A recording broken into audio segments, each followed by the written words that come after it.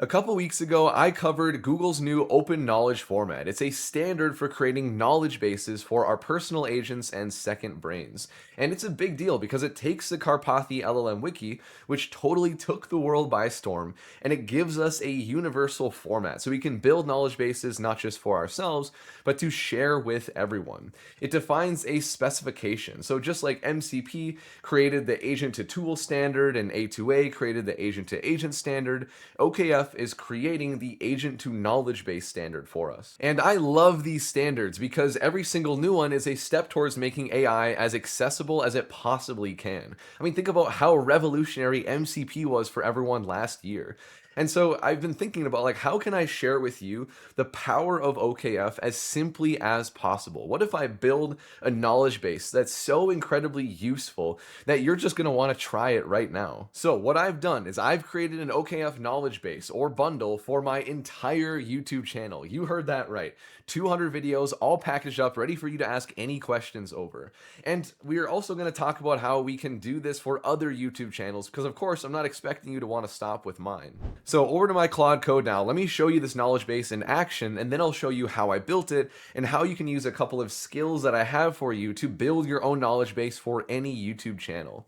And so right here, I decided to ask a more complex question up front. What is my entire end-to-end process for building a new feature with AI coding agents? The kind of thing where you would have to watch a very full video or even a couple of videos to get the answer here, but I'm asking my agent to walk me through it step by step and even citing the specific videos where I teach each one. And so it digs around for a while here. It has the whole LLM wiki set up with the index file so it knows where to start, where to look. And then it gives me a very comprehensive answer. Take a look at this, which I read this off camera, by the way, and it's a perfect answer. It cites all the sources, like the concepts, and even the specific videos with the timestamps where it got the answer from. This is just so incredibly useful. And let me show you a couple of other questions, just really quick here. When is RAG dead? When is it still essential? The kind of question you probably have yourself, or at least you did at one point. You don't always want to watch an entire video just to get the answer. So we can get the answer at a high level and then click into the specific one if we want to learn more. Same kind of thing here. How does my second brain actually work under the hood?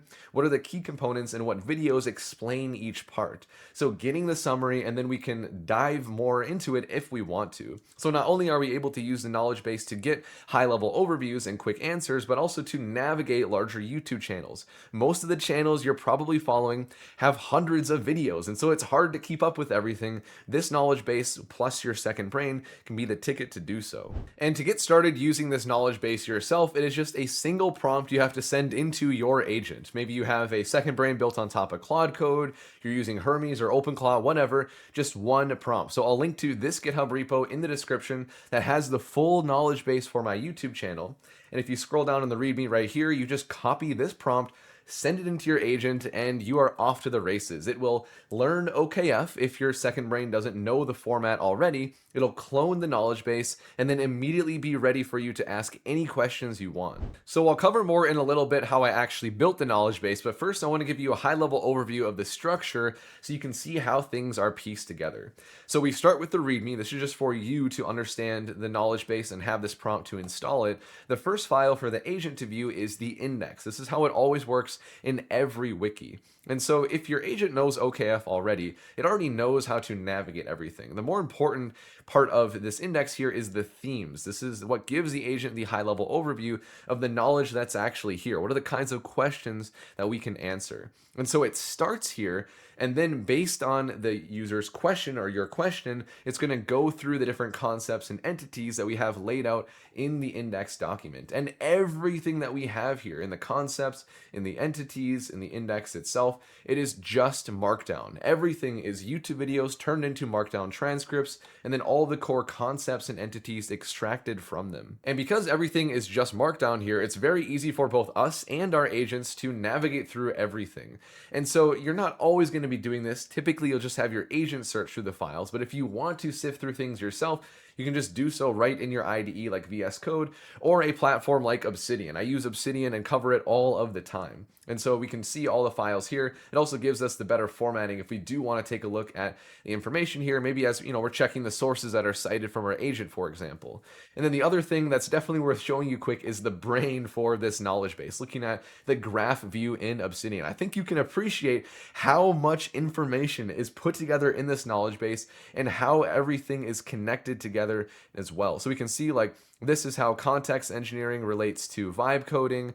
And we can see like it's hard to even read all this information. Here's how validation relates to the sub-agent pattern. Like we have all these connections that allow your agent to sift through the information and traverse through the graph very easily. And before you ask, yes, it took a lot of tokens with the LLM to build out this entire knowledge base. There's a reason I'm only doing it for my YouTube channel to start, even though I would love to just get a huge list of all the best AI YouTube channels and build it all for you. I'll have to do that over time. But I also really love seeing how much information is here because it really shows us that without LLMs, we can't ever hope to build something like this. I mean, you can have a much more simplified version, but using a large language model to scale how much you can pull out information and connect information together, that is the beauty of the LLM wiki. One of the most important tools for your AI agents is web search. It is the way to give it access to current information. And no matter what you're building, you're going to need it.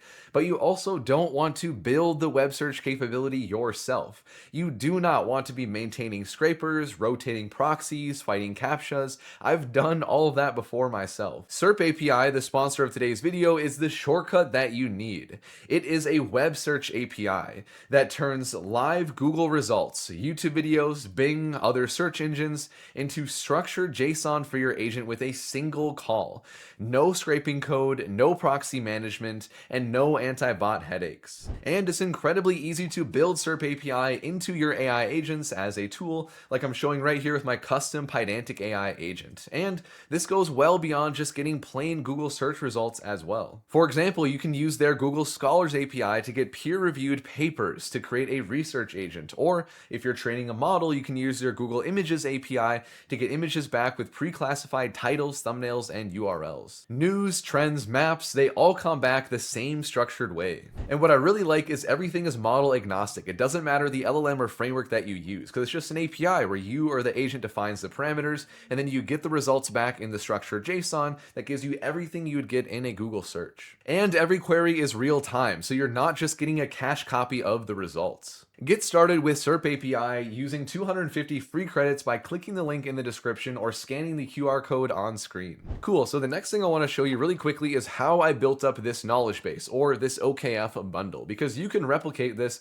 even for something besides YouTube. You can use this kind of process to create any knowledge base you want. And obviously there's quite a big process we had to go through here to extract hundreds of videos and pull out all the key concepts and ideas. And so there's a sort of pipeline that I built for my second brain here that I'll show you in the skills that I have for you in a little bit. But let's cover this first. So the first thing we have to do with all the YouTube videos is extract the transcripts. I want the transcripts as markdown documents because that's the best format for our LLM to work with. And that's the format for the entire knowledge base in the first place. And so this raw folder right here, this has the transcripts for every single one of my YouTube videos. So clicking into any one of them like this, we can see the exact timestamps for the different sentences. This is the full video. It's a lot of text that we're dealing with here. But I want the raw transcripts in this knowledge base as well. That's obviously the best place to go to cite sources and give exact timestamps if you want to watch the full video. And so then after we have the raw transcripts for each video, we're going to go through a process of canonicalization. Try saying that fast 5 times in a row. This is where we're going to look at all the transcripts at a bird's eye view and figure out the things that repeat themselves. What are the core entities and concepts that we want to write out as the individual files, and then connecting things together, linking them back to their original videos so that we have the knowledge graph built up as well. So going back to our knowledge base here, we have the transcripts transcripts in the raw folder, but that is just the starting point here. Because the transcripts, they're not speaking to a specific topic. Usually a video covers many different topics. So if we really want to hone in, that's why we want to create our concept files covering A2A protocol, abstraction, distraction, or we can look at entities and we can see all the tools that I cover on my channel. Like we have the BMAD method or bolt.new. So if we click into AGUI, for example, all the information here is aggregated from the different YouTube videos where I talk about this. So bringing everything together into a single entity file. And then we have our concepts like abstraction, distraction, for example. It's a framework or library that promises to do so much for you that it ends up costing you the flexibility, control, and understanding you actually need. Like LangChain, for example. And actually, it calls it out right here. Like, it knows me so well. It did such a good job building up this knowledge base. But again, I talk about abstraction, distraction in quite a few different videos, usually when I'm talking about choosing the right AI agent framework. And so bringing that all together in one place here. And then I can also scroll down here to see the sources. Where in my YouTube videos do I talk about abstraction, distraction? Give me the exact timestamps as well. And connecting these different documents together is also what builds up the graph view automatically in Obsidian, because it builds this up whenever I'm referencing another document from one like what we're looking at right here. And the canonicalize step right here is definitely the most complicated, because there's a lot that goes into guiding the agent so it knows what sorts of entities and concepts deserve their own dedicated file.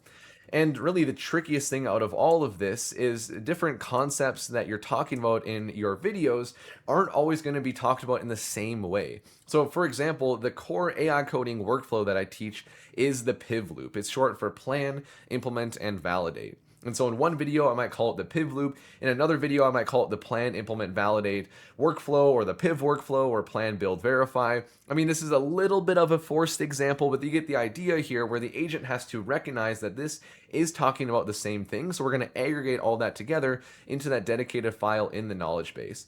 So we need to fuzzy match the variants. It's not just keyword matching. We need the LLM to reason here and figure out this all belongs in the PIV loop markdown within our concept folder.